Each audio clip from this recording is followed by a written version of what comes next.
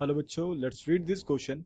The question says describe the second popular movement for democracy of Nepal. देखो question में पूछा है कि नेपाल के अंदर जो भी सेकंड पॉपुलर मूवमेंट हुआ था डेमोक्रेसी के लिए, हमें क्या करना है, उसको डिस्क्राइब करना है। देखो इसको जानने से पहले जब भी हम नेपाल मूवमेंट के बारे में बात करते हैं ना, तो हमेशा एक वर्ड का एक एक कम्युनिटी के बारे में हम जरूर बात करते हैं। देखो वो कम्युनिटी कौन सी है, वो है मोइस्ट। देखो मोइस्ट क्या है, देखो मोइस्ट कौन सी कम्युनिटी है, those communities who believe in the ideology of Mao the leader of the Chinese revolution. देखो वहां लिखा हुआ है क्वेश्चन में कि जो माओइस्ट कम्युनिटी, ये कौन सी कम्युनिटी थी, ये वो कम्युनिटी थी जो तुम्हारी माओ की आइडियोलॉजी में, मतलब माओ की विचारधारा को फॉलो करती थी। और साथ में ये माओ कौन थे, ये माओ तुम्हारे चाइनीज रिवोल्यूशन के लीडर थे।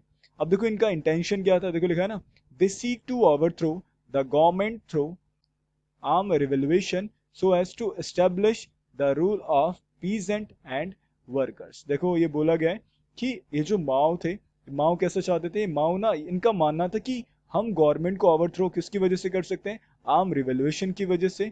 और इनका मानना था कि जब हम ऐसा कर देंगे तो किसका रूल आ जाएगा, पीजेंट्स एंड वर्कर्स का। आप देखो हमसे क्वेश्चन में पूछा था ना कि सेकेंड पॉपुलर मूवमेंट जो है वो डेमोक्रेसी के लिए क्या है, उसको डिस्क्राइब करना है। तो देखो पहले लिखा है ना, Nepal witnessed an extraordinary popular movement in April 2006। देखो सबसे पहले नेपाल ने जो एक्स्ट्रा ऑर्डिनरी पॉपुलर मूवमेंट हुआ नेपाल के अंदर, वो कब हुआ आपका, अप्रैल 2006 के अंदर।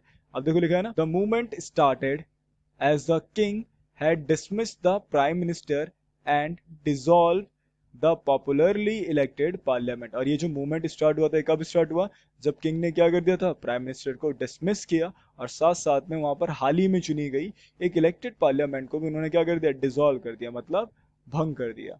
अब बात करें, देख लिया ना, all major political parties in the parliament formed SPA. तो सारी जितनी भी तुम्हारा पार्लियामेंट के अंदर बड़ी बड़ी पार्टीज थी, उन्होंने मिलकर क्या बनाया, एसपीए बनाया, जिसको एसपीए की फुल फॉर्म क्या होती है, सेवन पार्टी अलायंस, है ना। और इनको क्या बोला, इन्होंने 4 दिन के लिए, है ना, देखो लिखा है ना, called for a 4 day strike in Kathmandu. और इन्होंने 4 दिन तक हड़ताल रखी। और आपको पता है ये काठमांडू क्या है, काठमांडू नेपाल की कैपिटल है ना। लिखा है ना, this protest soon turn into a indefinite strike in which most insurgent and various other organisation join hand. अब हुआ गया, यही जो स्ट्राइक था, ये प्रोटेस्ट जो था, काफी ज्यादा दिनों तक चलता रहा, कोई डेफिनेट टाइम नहीं रहा। और इसी की वजह से क्या हुआ, जितने भी मोइस्ट सर्जेंट थे, है ना, जितने भी दूसरे ऑर्गेनाइजेशन थे, वो भी आकर इस प्रोटेस्ट के अंदर पार्टिसिपेट करने लगे। देखो लिखा है ना, the people demand for restoration of parliament power to all party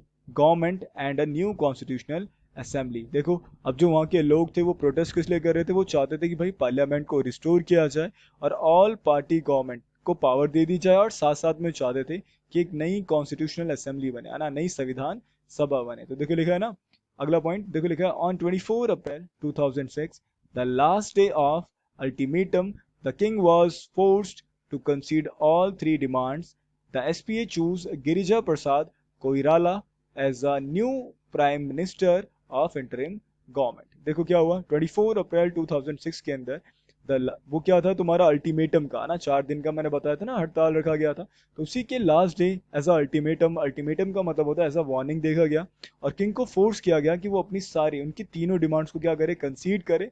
और उसी के बाद जो एसपीए था, उन्होंने किसको प्राइम मिनिस्टर बनाया अपना इंटरिम गवर्नमेंट का, गिरिजा प्रसाद कोइराला।